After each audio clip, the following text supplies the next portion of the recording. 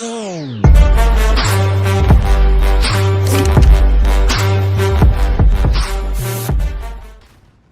it going, everybody? Today I'm going to be doing a very short video on the Crossbow. It is a new weapon Call of Duty just released. For those of you that do have it and have been using it, you're going to notice one very annoying thing about the weapon. It is the round drop. Okay, so when you shoot the round, it's going to drop, at a very closer distance than you might have, expect or that you would prefer. So I'm going to be getting into how you can not prevent it, but how you can deal with it of sorts, and how you can make it better. And I'm going to be going into those attachments, teaching you how to tame this weapon system and make it very useful in your loadout. Okay, so getting into these attachments, first thing I'm going to talk about is the scope. So this scope, the XRK Mid-Trek 4.0 times scope, this is the scope I prefer to use on the weapon. The crosshair is actually a dot, right? And then it has dots underneath that dot that'll help you account for the bullet drop.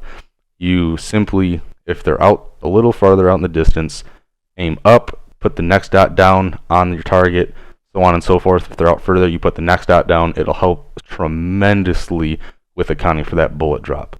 Alright, the next thing I'm going to talk about is the poundage for your draw.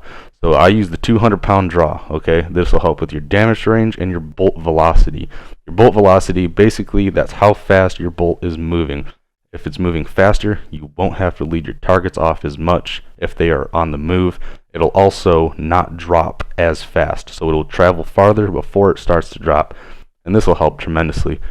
The next thing I'm going to be getting into is the type of bolt you use. So I have tried both the bolts, the explosive and the venom, which is a tear gas bolt.